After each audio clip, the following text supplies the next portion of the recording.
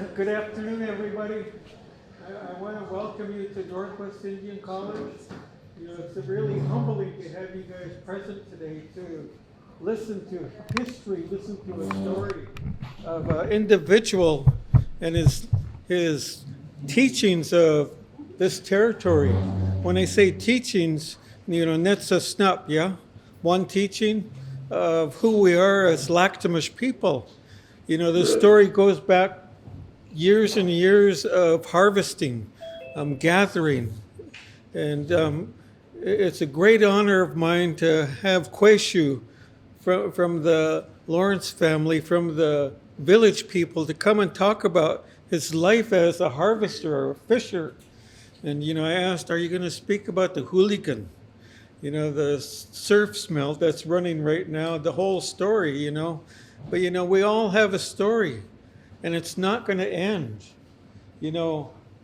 These things that they witness in their lifetime it's very different than when somebody studies them.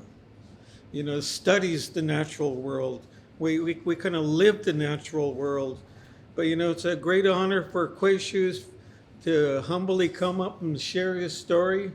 A great man. He's got a great future in his lifetime. And his stories are real, you guys. I really hope you guys have dialogue with him at the end. But I truly believe this is a great thing that's happening in the Indigenous communities. And I want Emma to say a couple of words. Really, it's Emma's vision for the Indigenous people. We all have to have a vision. But I'm not putting her on the spot. She said she'll say something now or later. And I think now is better than later, because she'll think too much maybe. But for the people on Zoom land, virtual education or whatever we want to call it, we're still here, we're surviving. And I hope you guys think about what you're hearing. More importantly, do you hear or listen during these times? We have to think about that, since we're in this pandemic. It's not really a pandemic. When this first started happening, the old people came and told us what to expect, what they experienced in their lifetime. But Emma Norman, she's the chair of our department. Great Italian person. Thank you, Tim. I appreciate it. I won't speak too much, but I just wanted to express my gratitude for everyone to come and gather today and share the stories of that we're going to be. Frank Lawrence will be coming and speaking and sharing what's on his heart. But I also wanted to give a context of the Salish Sea Speaker Series.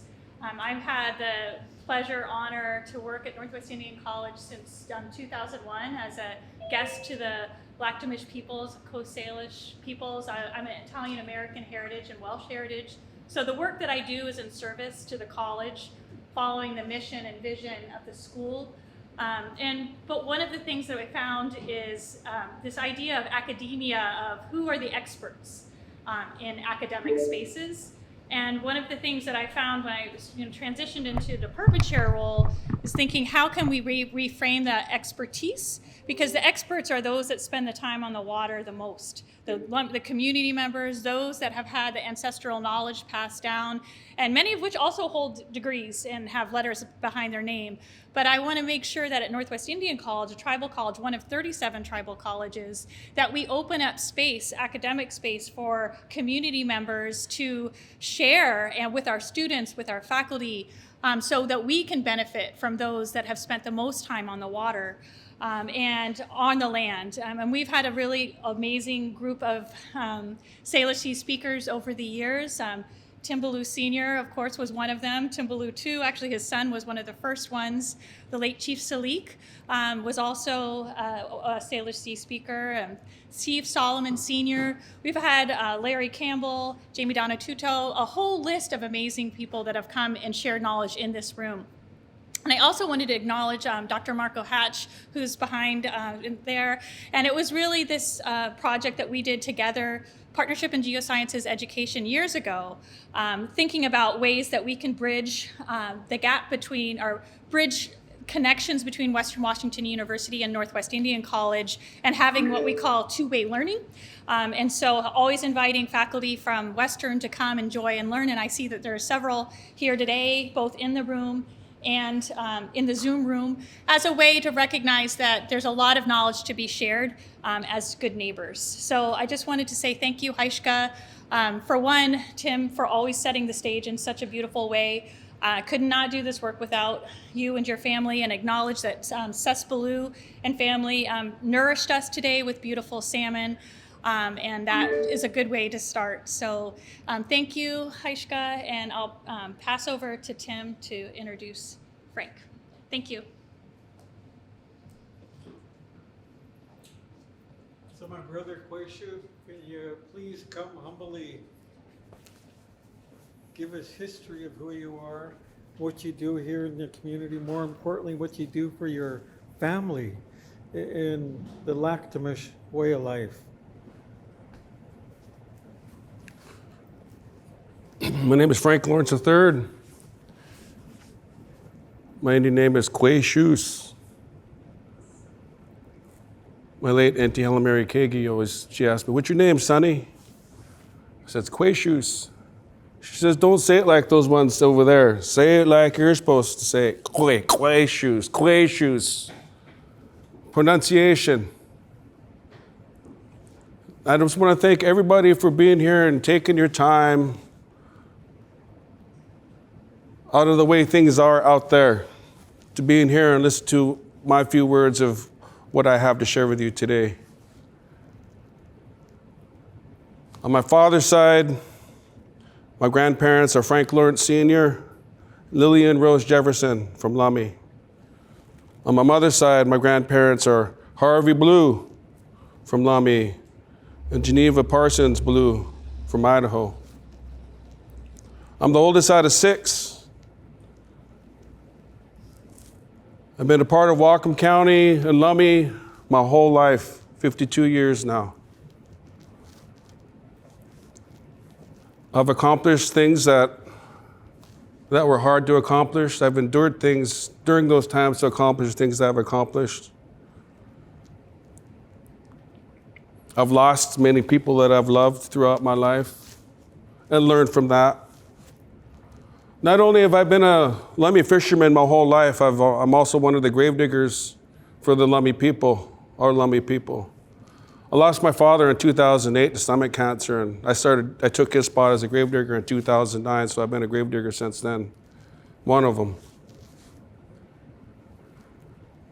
And to make a long story short, I've been working for the Lummi Natural Resources Department now going on 19 years in May. And then in 2011, they saw potential in myself and another co-worker of mine, Victor Turtle Johnson, to be part of a succession plan and to learn how to become a supervisor or manager within the Lummi Natural Resources Department. So they asked us if we wanted to go back to school and come to where we are today. And so in 2011, I started taking some classes here and there, one class at Western, one class at BTC, one class at Whatcom Community College. I kind of just did a little bit here and there.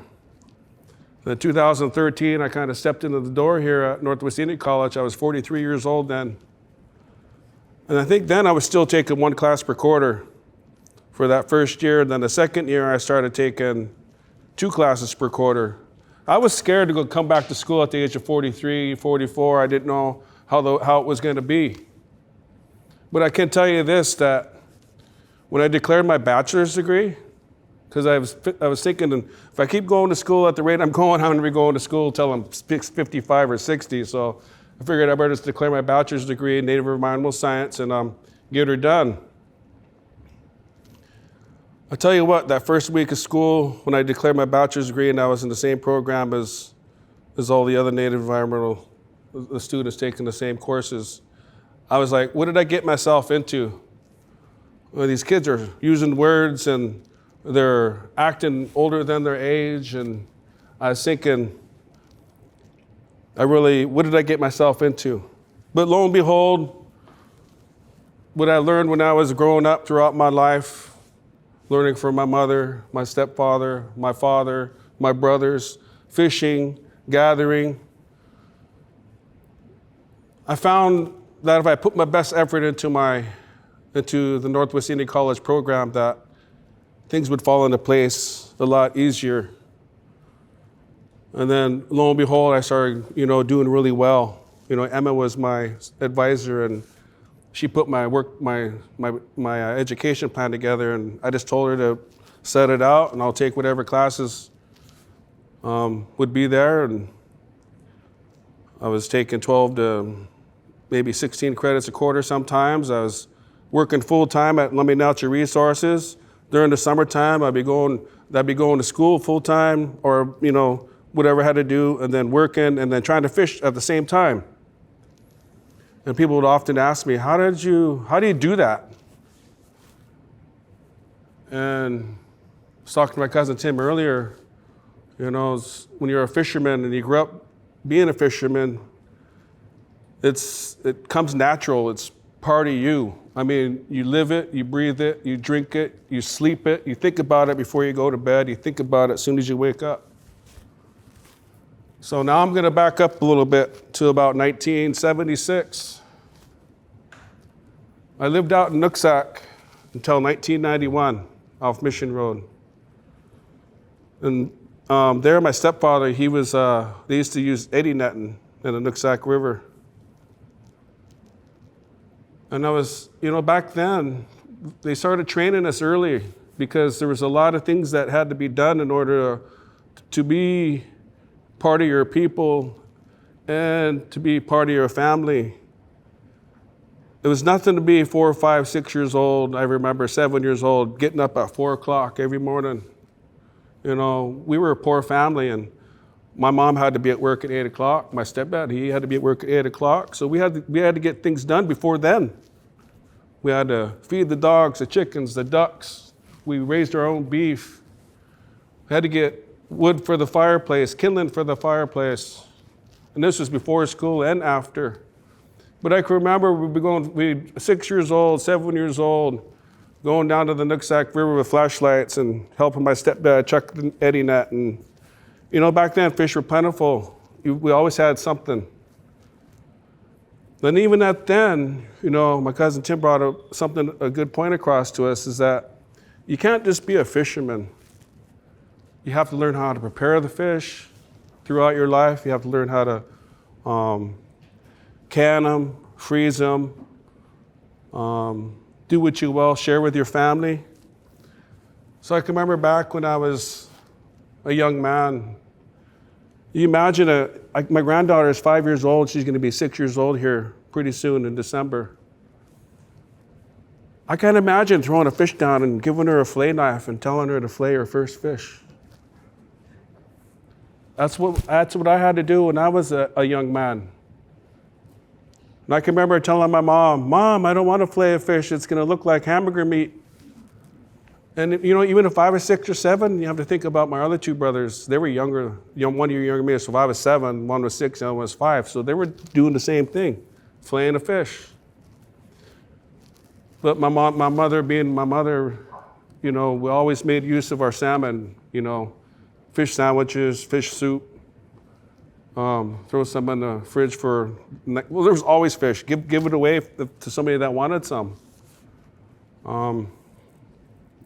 I can remember one time we were down there checking the net. My mom and stepdad would take turns, and went down there with my mother, me and my brothers, and we caught this king salmon was so big. I remember my mom. We was all trying to help. We couldn't even pack it. We had to drag it. But I remember my mom. She didn't want nobody to know where our net was set. So my youngest brother Darius, he had to drag. We got this couple of branches. His job was just to drag branches behind us to cover up our trail. And then we would cover up our trail, try to grab branches and throw it and cover up our trail. It went back to our little dinghy that we had chained up to chuck our eddy net. So as years went by, my stepdad, we had to learn how to tell the seasons. Watch the trees lose their leaves, watch the trees get their color, watch the trees turn green again. Where does the sun come up on Mount Baker? Over here in the wintertime, by the time my birthday comes up in June, it's over in Canada. And how many of us know where the sun comes up on your birthday? Have you ever paid attention? You know what color are the trees on your birthday? What birds are thriving on your birthday? What are the deer doing on your birthday? The elk, the salmon, what part of this, where do you think they're at? What part of the cycle are they on? You know, these are the things that as a young fisher person, fisher family, fisher people, it was, back then it was just, it seemed like it was natural for these things just to be walked and talked and done, and with happiness too. I mean, we were taught that you don't use bad words, and you don't think bad, and you don't treat one another bad when you're doing these things. Because everything that we deal with in life, these living things need that respect. It's like we expect that respect. That how do you want to be treated? We treat that thing the same. We treat everything the same way. So as years go by, you know, we're all turning into young men. We were young then, but you know, back then, 11 years old was a young man. When I was 11 years old, 1981, I was a reef netter on Lummi Island. I reef netted for Dave Barlene. 11 years old. And I crabbed. We crabbed at the same time. So when I was 11 years old to 12, so 1981, 1982, I was a reef netter, and I only made 2.5% because my parents they said it's not I don't want my son just to be all about the money. I want him to get that experience about the things that he does, you know, come along with learn how to fillet that salmon, that sockeye, or that king, learn how to can it, learn how to smoke it, learn how to put it away so you can always have fish for the wintertime. So I can remember then, 1981, 82, I was reef netting, only getting 2.5%, and then the following year after that, I was 12 going on 13. So Dave Barlene, his nephew, his name is Joe Franzen. It was just him and I, because Joe was buying the gear from his uncle. I got 25% at that age. I know you think about it now. Any 12-year-old or a 13-year-old doing that sort of work, my grandson is going to be 11 years old this month, and by that time I was 11, I was already reef netting. And I don't even know how many fish I've filleted by then. I don't think they changed. I think they're just different. We still have that feeling inside us. That's my belief. My belief is we still have those dreams that come along with everything we do. We still have those visions. We still have that can-do attitude. Because those of us that are old enough to see that, we can see the kids these days with the energy that belongs with the way we do things, our fishing and our gathering. But the technology these days is too simple. It's just within reach. You know, our kids these days are too fast to pull up a iPad or a game or something. But you know what? Maybe that's not our fault. Maybe there's just not enough salmon out there to keep us busy anymore. So I'll get to that a little bit later. So 12, 13, I was reef netting. 1984 rolls around, I'm 14 years old. We're in Bellingham having lunch with some guy. His name is Doug Lampier. He's a non-native, but he was married to a Nooksack. Back then, you can, if you were married to you can fish under a native license. Make a long story short, he comes over to me and he's like, "How old are you?" I said, 14. He goes, "Well, you need to be 16 to fish on a seiner because that's what the insurance would only cover you when you're that age." But my mom he goes, "You want to go learn how to go purse seining?" I said, "Sure." Never knew how, never did it. You know, you go from a reef netter to a 52 or 54 foot vessel out in the Bellingham Bay and out in the Point Roberts and out in the ocean, basically. For a 14-year-old, that's the ocean. I learned right off the bat how hard it is because you go from reef netting to purse seining a setup that maybe involves a 12-volt battery with some winches to a purse seiner that has a diesel engine and hydraulic system running the drum. Whole different world. I can remember I asked my Uncle Jim. I said, "Uncle, how do we wake up in the morning?" He goes, "Nephew," he goes, "don't worry about that." He goes, "You'll wake up when the time comes." So we're going to sleep like that, and keep in mind, the quarters are tight enough to sleep 4 people, and I was on the top bunk.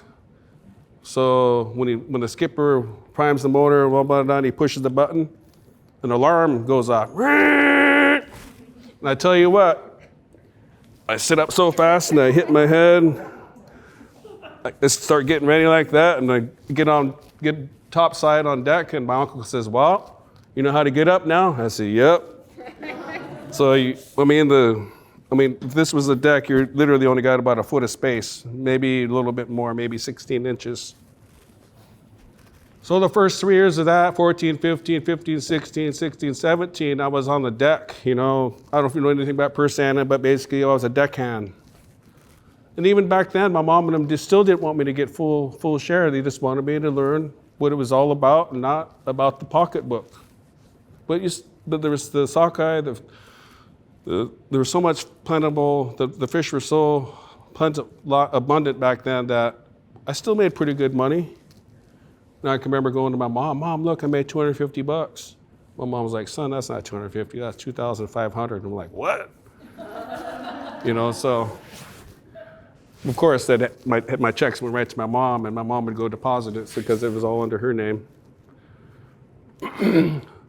So I was deckhand for 3 years. And you got to keep in mind, as you visualize somebody that your son or your nephew that's 14 or 15 years old, what are they doing today? What have they accomplished today? Do they know how to, wherever you're from, do they know how to hang net? Do they know how to pack wood? Do they know how to use a hatchet or an axe or weave or crochet or knit or carve or draw or paint, whatever it may be? Cook. You're a cook. You're a hunter. By then I think I'm 14, 15, 16 years old. I'm a young man doing a man's job. But I wasn't the only one doing it. Back then there was purse seiner after purse seiner after purse seiner, a lot of Lummi boats, purse seiners, gill netters, open skiffs, hundreds of fishermen. Fishing all 7 days a week, 24 hours a day. Always going. You hear stories of some guys, they would quit, take 1 or 2 days off after they made so many $1,000, and they would take a break. I think I was 15 years old or 16. I was getting strep throat on the boat. Asked my skipper if I could take 2 or 3 days off, and he goes, "Well, you want to take 2 or 3 days off, you might as well take the rest of the summer off." So I toughed it out. I didn't want to lose my job. To make a longer story short, when I was 17, 18, I became a skiff man. So in a purse seiner, if I was a skiff man, you pull the other end of the net because you're towing. It's basically a big boat, a small boat, and you're towing the net. I did that for 2 years. Graduated from high school. I was always allowed to. I was so involved in fishing during the summertime through my teenage years. I did okay in high school too, so my mom allowed me to skip the first 2 weeks of school just because sometimes the pink season, the humpy season went on into September. And I always missed, so I think my sophomore, junior year, I missed the first 2 weeks of school. So lo and behold, I had a chance I had an advisor come up from the University of Washington to come and see me as I was going through high school, and I was getting decent enough grades to get accepted in the University of Washington. But like other young folks, I graduated from high school and I didn't want to go to college.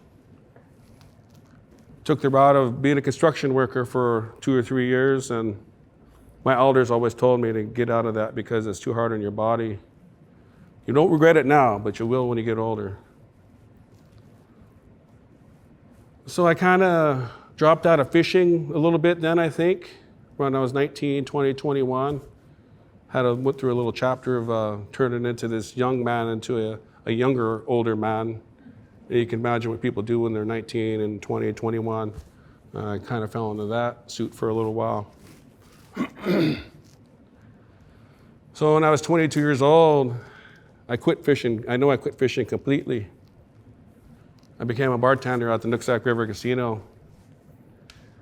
And I was 5 years into it, so like 1998, we had a new boss, and he's like, Frank, when's the last time you took, how long have you been working here? I said, 5 years. He said, when's the last time you took a vacation? I said, I've never taken a vacation. He's like, what do you like to do? I'm gonna give you 2 months off, you can do what you wanna do, and you come back with your regular schedule. And I said, I'm a fisherman, I wanna go fishing. He goes, okay, when does that begin, and I said, at least 2 months. So I went and found a boat, just a little 12-footer, a little 15 horse.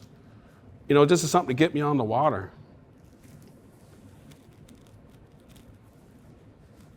I remember making one set and I filled my little boat up with chum. 35 chum filled my boat up. That's how small my boat was. But I was on the water. That's all that mattered. I quit shaving. I didn't cut my hair. Didn't shave. Back then, we used to, even then, that was 1998. It was nothing to go set my fishing for kings in the river and you get 15 or 20 kings on one drift. Nowadays, you guys are out there struggling for that in one day, maybe 2 days. I remember the fisheries patrolman came over to me and I had my hat on. It was a nice summer day. I had my sunglasses on. Anyways, they're looking at my ID and they're like, Frank Lawrence? I go, yep. And I started laughing. They go, yeah, that's Frank. But my beard was like 4 inches thick. I looked like a native hillbilly, I guess. Had my little round hat on. My beard was so thick, you could just recognize me when I smelled. My teeth would show. But the 2 months went by and I called my boss, hey, Mike, can I take another month off, man? I'm really enjoying myself. It feels good to be back on the water. He's like, go ahead, take another month off. So I continued fishing. Back then, it was still 24/7. You can fish 24 hours a day, 7 days a week in the 90s. And there was still a decent number of fish. But during that time, I wasn't only a fisherman. We were oysters. We gathered oysters. My dad taught us about sprouts. The salmon berry when they're small, you can pick them and you can peel them and you can eat them. We used to be able to go to Point Francis over there on the island and drink. There's a creek that runs down. There's a freshwater pond up in the middle, and the fresh water runs down to the inside of the bay there. You used to be able to go in there. You used to be able to drink that water. You used to be able to walk around. We never brought food or nothing. We ate what the island provided. And those times are gone. Gathered manillas, gathered oysters, did those things. And then I also did a lot of hooligan dipping or smelt. Being that my stepdad, Bob, is from Canada. His mom was from Canada, his dad was from Nooksack. Even our cousins up there in DeRoche would give us a call. I think it was around during May. Ours in here in Lummi are around November, like right now, November 10th or 11th to the end of the month. Up there was May. We just get a phone call. They're here. They're at McDonald's landing. We just grab our stuff and tie it to the roof and head on up. And their smelt were a little bit bigger. They were probably about 8, 9, 10 inches, a little bit thicker. And the whole, just like back in the old days up here, the whole banquet is be nothing but hooligan dippers as far as the eye can see. I think I'll go back a little bit again from that. When I was a young man, when I was just a kid, 6 or 7 years old, my mom was having some health problems, and me being the oldest out of my brothers, I was having a tough time. So my stepdad decided to bring me up to Chehalis, where he's from, where his mother was born. We went down to the end of the road there, and I remember eating he bought a bag of salt vinegar chips. I remember they were so potent that he had to blow them off so I can eat them. And I was so young, I remember I was so young, my feet couldn't even go bend over the edge of the seat yet. But I remember sitting there, and I could see fish jumping. And I don't know if you've ever been to the Fraser River, but geez, I'd say it's at a minimum of where I was, probably 2 football fields wide, maybe 3. I remember sitting on the edge of the bank. I said, "What are those jumping?" He said, "Sockeye." I remember just being a little kid, but I remember we were sitting there for 2 hours, and I remember sitting there, and as far as I could see, up and down the river and all the way across. You hear the stories of how I used to walk on the backs of the sockeye, or the salmon, they were so thick. And that's what I seen with my eyes, my own eyes. I saw that with my own eyes. I was a witness. You know, it's these things that you witness that sort of thing when you're little, and today, I'm not gonna lie, you know, I think every fisherman, every gatherer, man or woman, you know, there's a lot of things that we miss in life, and we do miss seeing those great things that Mother Nature, Mother Earth had to offer while we were taking care of her. While we were taking care of her.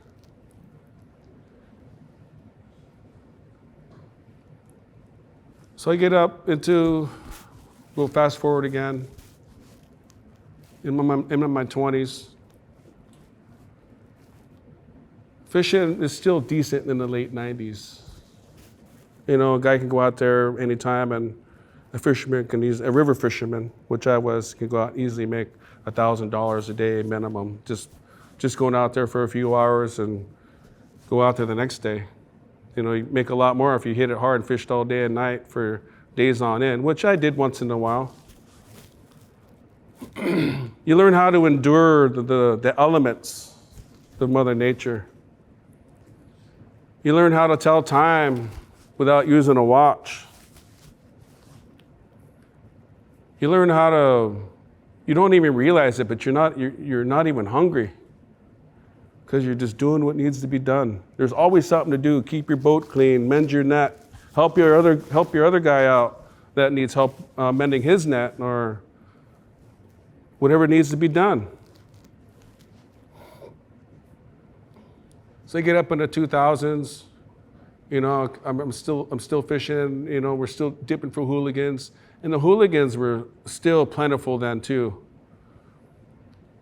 Used to be able to fill up five-gallon buckets in no time at all. I mean, the water would just turn black when you seen the hooligans coming, and you just put your net down in there, and everybody was catching hooligans left and right. The 2000s, things start to peter off a little bit, you know, salmon-wise. But you're still doing what needs to be done. You go out looking for your gear, your cork line, your lead line, working on your boat, maybe building a new boat. But you start to realize you're driving down Lummi Shore Road, because I moved out here in 1991. You used to see every house had somebody outside doing something with net. The net was always being ran. Somebody was always working on a boat. There was guys always helping guys out. There was always boats along Lummi Shore Road, stake netters fishing.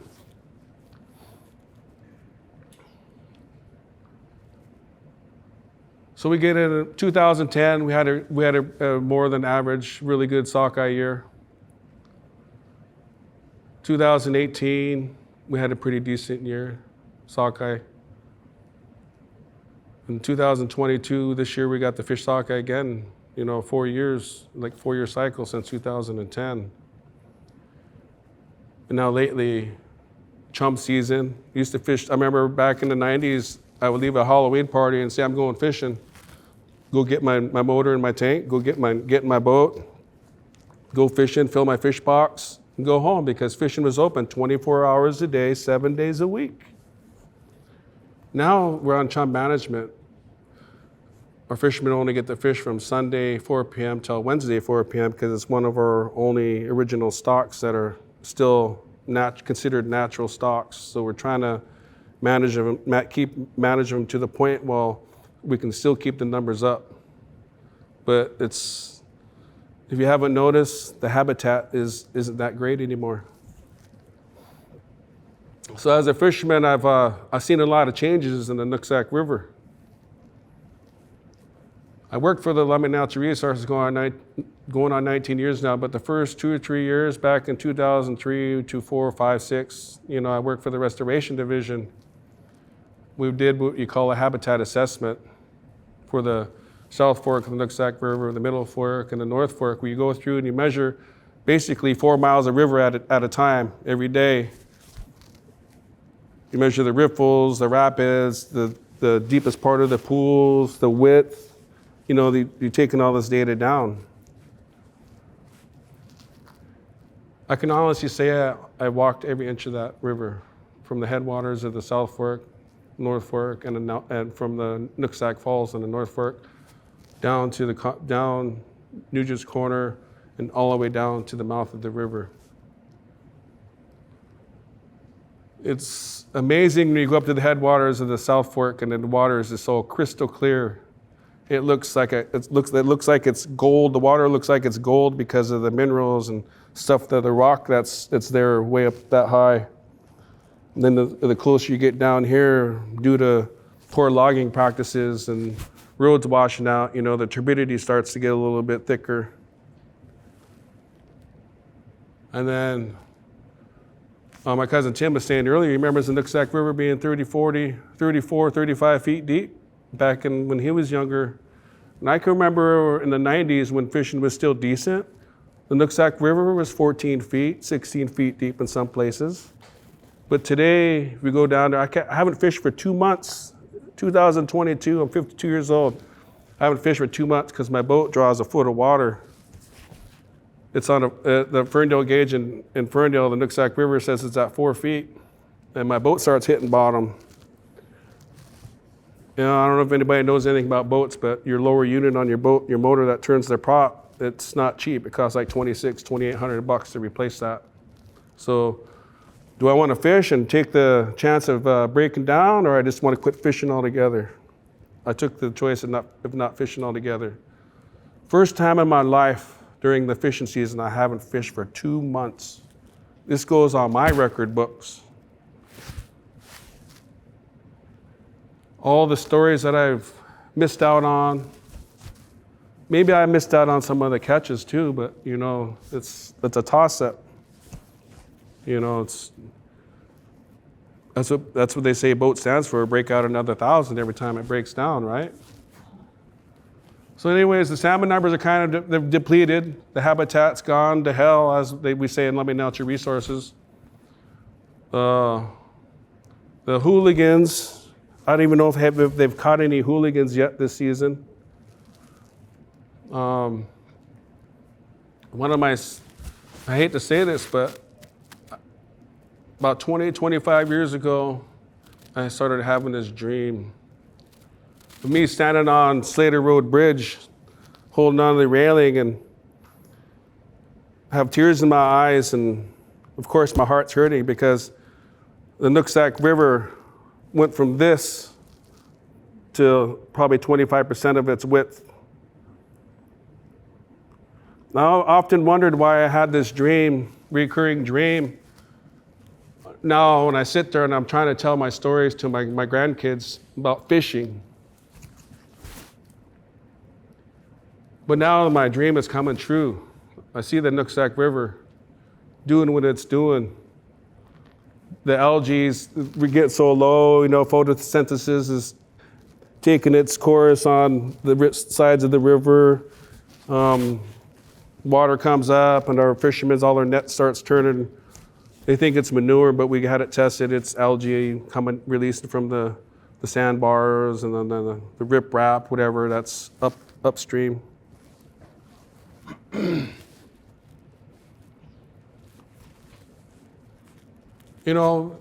when I agreed to be here today, God bless my cousin Tim Emma, Dr. Rumble, everybody. God bless you guys' hearts for doing what you're doing and having the Northwest Indian College here for students to come and learn and have the right to speak their own language, have the right to walk their own walk and teach one another where they come from.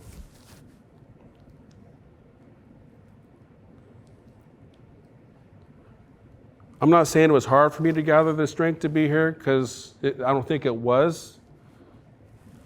The hardest thing is for me to realize that times have changed.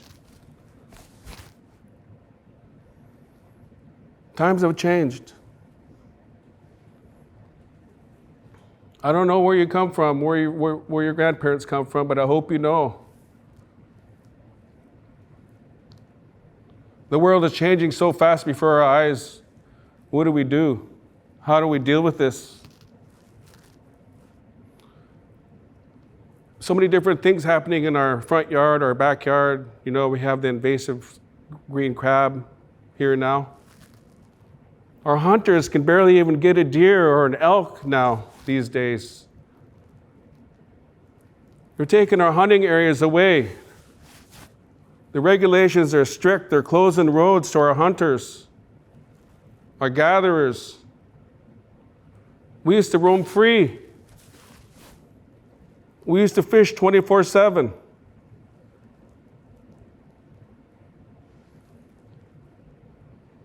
It's easy for some folks. I'm not saying everybody, but some folks, they can come and go as they please. This is where I'm from. You know, I heard some of our tribal members say, this is my concentration camp. This is where I was put with boundaries. Our islands taken away from us, our UNA we're still fighting for. Not only against the non-tribals, but times it gets so tough, tribes are fighting against other tribes. And we're fishermen. You know, I was a halibut fisherman for 5 years. I did a little bit of shrimp fishing. Did a little bit of crabbing.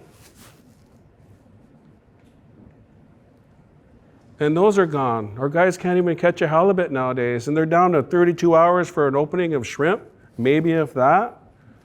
Maybe 2 days of crabbing, maybe if that. You know, along with these, without the salmon, you know, we're losing our oral tradition. Back in the day, when you come home with a salmon, you know, you had a story to tell. Who was fishing with you that day? Where were you fishing? What was the weather like? And who prepared the salmon that night for the table? And you're not just sitting with 5 or 6 people. You're sitting with 3 tables together with 15, 20 people sitting at the table. Like it was Thanksgiving every night, it seemed like.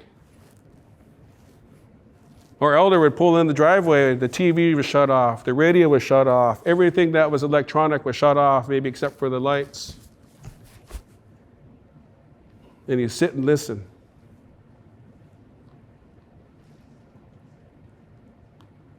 Try doing that with your grandkids today, or your baby sister. Try and sit them down and see if you can tell them a story where you come from, and see how hard it is to tell them.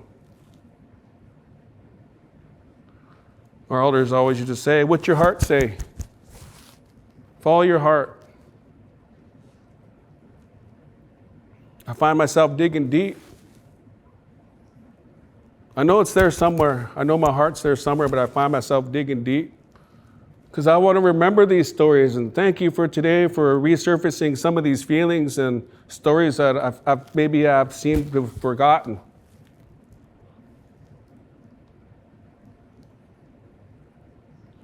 My life as a fisherman, title of my speech. My life as a fisherman has been a difficult and long road. We all deal with our changes in our life and our endurance of the things we deal with in our own way.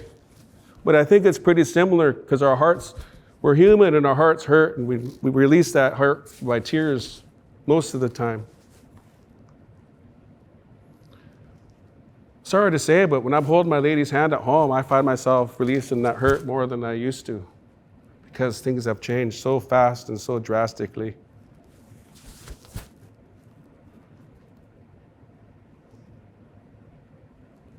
Lummi Shore Road was the road. Anybody that knows anything about Lummi knows that Lummi Shore Road is the road. Be fishermen all up and down that road all year round, stake netting, have their spears out, their spearheads out. Fish would be cars, 4 or 5 cars would be stopped at each fishing spot watching the fish just kicking all up and down their net. Everybody was happy.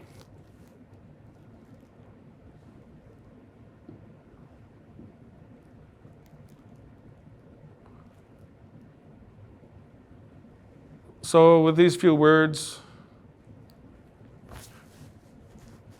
my life as a fisherman has been a difficult and long road, but when I was going through taking classes up here at the Northwest Indian College, I do have my belief. I believe the salmon will come back. I believe that things will get better. If I don't, then who am I? Do I believe in Western science? Do I believe in all that data and videos and news I see on TV? Yeah, some of it's real. You know, we're losing orcas. We're losing humpbacks. You know, how many species are coming extinct every year? Population is growing so fast. The growth management through Whatcom County is growing so fast. It's not going to get any easier.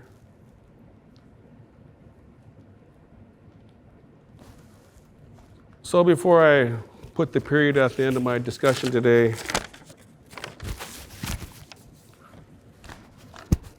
I use technology and I hit Google, Salish Sea.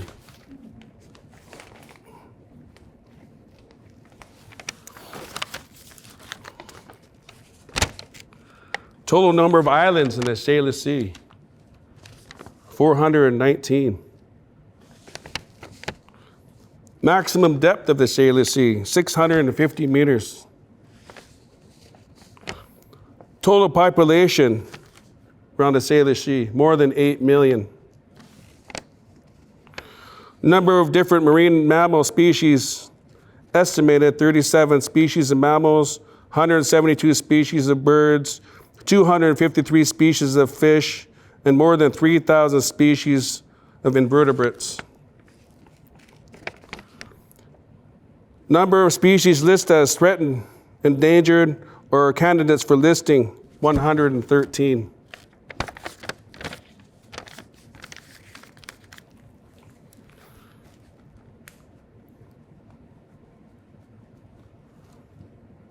Who are we? And what are we?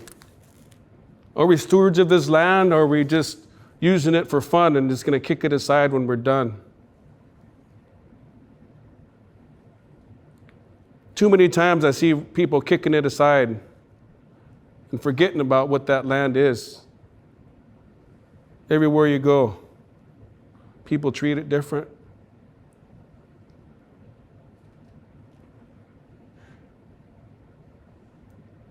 Your heart knows. You can't change that. We just got to, we all, you know, I believe in equality, and I believe everybody deserves a chance to make this area their home. Because that's how I want people to think about me if I decided to go somewhere else to live. This is the Salish Sea.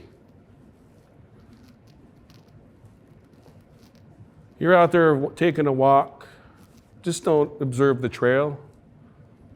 How many species of sword fern or of ferns can you ID? How many species of trees can you ID? Shrubs. A lot of people just go canoeing. You know, yeah, it's a beautiful view, but what do you actually see? What are you actually experiencing? I mean, look at Lake Mead for all gosh sakes, up that poor Lake Mead, 200 feet, whatever, down. I mean, look at Nooksack River. I mean, it's, my cousin Lonnie Fair was saying it's only a foot deep at the bottom of our drift, and he has a flat bottom. You know, this is my story. There might be many others like it, but I'm always going to be a fisherman. I'm always going to believe the fish will come back. Always. You know, it's, what's it going to be like just next year? I mean,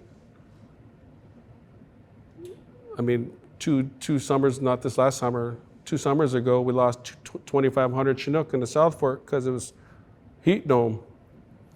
Over 100 degrees, 3 days in a row. I was one of the few that went up there that one day to help pull them out of the river. One of the saddest days of my life. They got past us great Lummi fishermen. But they were going home where they deserved to go. We let them down. Not just as a group of people, as a whole population, because we're moving too fast and we're forgetting about what the real beautiful thing that the Northwest has to offer.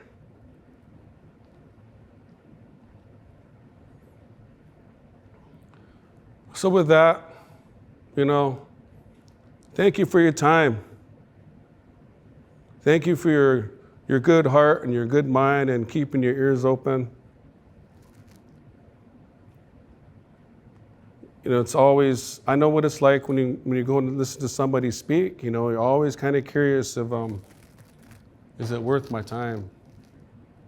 It's always worth your time, just to let you know, because every back in we would sit in circles, our family,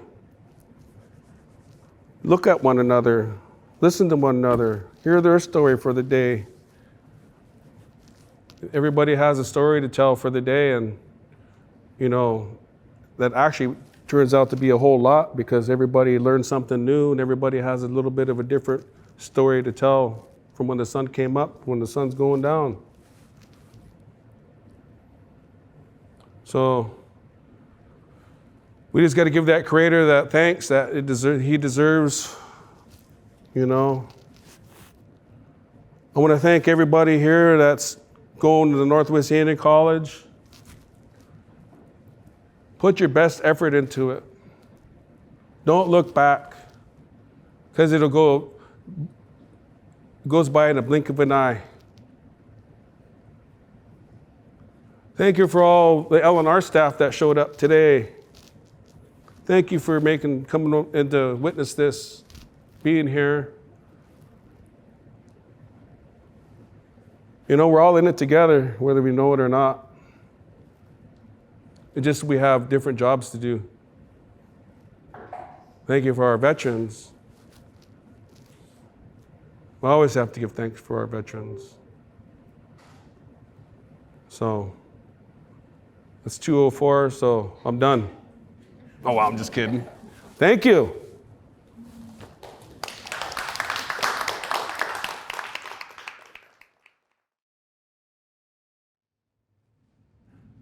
I think it's important for the people that are present today. What did you hear? What was his message? We all may have heard something different, but there's one strong message that he really didn't talk about, but he said it in a way of an indigenous individual. He talks about relationship with everything that he's done in his lifetime. I always talk to Emma, where's the relationship here at Northwest Indian College? Let's not continue. I won't go there, but I don't want to say assimilation. They always talk about decolonization. He's bringing back life of a true story from the Salish Sea, from the water, relationship. We all have our own ears, how we listen, what we heard. I heard relationship with the natural world.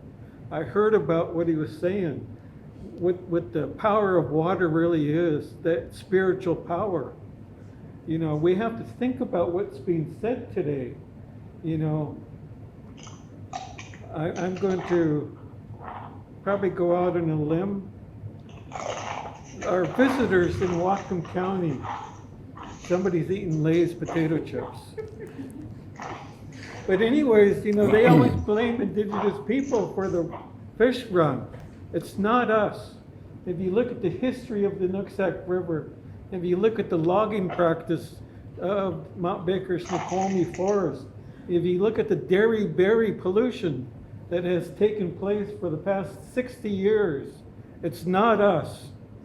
It's not us as indigenous people. We used to have powder monkeys here in our village not long ago that took care of the village. Frank talked about that, but he didn't directly say that. He talked about stewardship. Are we? Yes, we are, in our own way. So anyways, we all hear things different.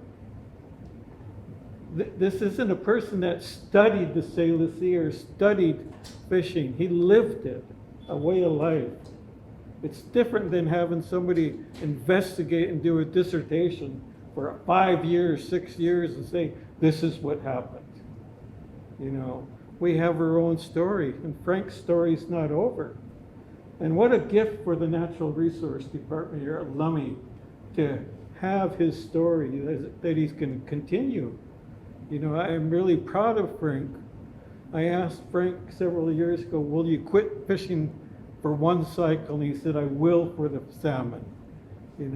I always challenged Frank here at Northwest Indian College. I wished he would have talked about his capstone with him and John, really what happened to the trees, the purpose of those trees that in our way of life. Maybe that's another part of Frank's stories later on. But I love you, brother. You're a great person, and you're continuing the story for the generations that you speak about. But thank you. I know there must be one question for Frank. Stephanie Kelsey, thank you, Frank. Dan Vargas I'm Stephanie, great to hear your words. Very inspirational, reminded me of why I'm in this program.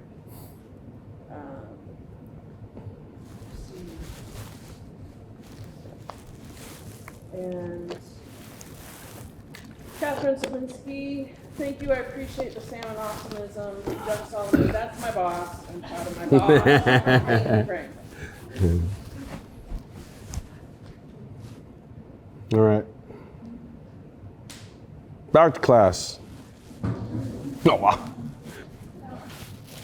I just have one other thing to say. When I did my introduction, I wanted to set the context for the Salish Sea speakers, but I was amiss to say, and Heather and I were just visiting about this, that you're the perfect person for the Salish Sea speaker as we are right now. And, as we're emerging, we kind of joke, oh, we're post-COVID, sort of. I just got COVID last week. That type of anxiety our nation and our globe has, but there's some constants, right, in our world. And the gift of healing, of gathering together in person this is a gift unto itself, just to be here with all of you. And then I think about Frank's role as a student, but also now as a new director of Lummi Natural Resources, and being able to walk through that door. I think about Northwest Indian College and why we're here as the vision of the ancestors of Lummi Nation, Lummi Indian School of Aquaculture, Lummi Community College, and then Northwest Indian College. We're here for students like Frank, leaders like Frank, and many other students and leaders that are in this room right now. And I just remember the first time I met Frank. He came in, probably the most diligent student I've ever met in my life. He had a plan. He knew what he wanted to do. He worked full time, family, fisherman, and it was like, we're going to get her done. And you came in every quarter. We signed you up for classes, and straight A student, Billy Frank Jr. Award winner for service and leadership, humblest person you'll ever meet. Out there helping with community, like you said, working as a grave digger, out there doing the work for community, but also diligent in your studies. And I know, talking with Dr. John Romball, how much you appreciated working with Frank, and the things that we learned working with you is amazing. So I just wanted to say, it was my honor to work with you over those several years. And I was like, this is going to be a leader, and you already were a leader when you came in the door. So I just want to say, Haishka, thank you for giving us the opportunity to work with you, and then also to not forget about us and accepting the invitation to be the next Salish Sea Speaker. No, thank you, Haishka. Before I go, I don't know if it's online or offline, but Dr. Rumble and I, we were on my capstone project. My capstone was Why Are the Willows Dying? So it was out in Nooksack Delta. I was going to tell a couple Bigfoot stories, but I kind of just steered away from it. But Dr. Rumble, we're doing photosynthesis and water stress test for the willows, with the willow leaves. Photosynthesis rates and water stress. We're using the infrared something and the pressure bomb. Anyways, we're getting some daylight data.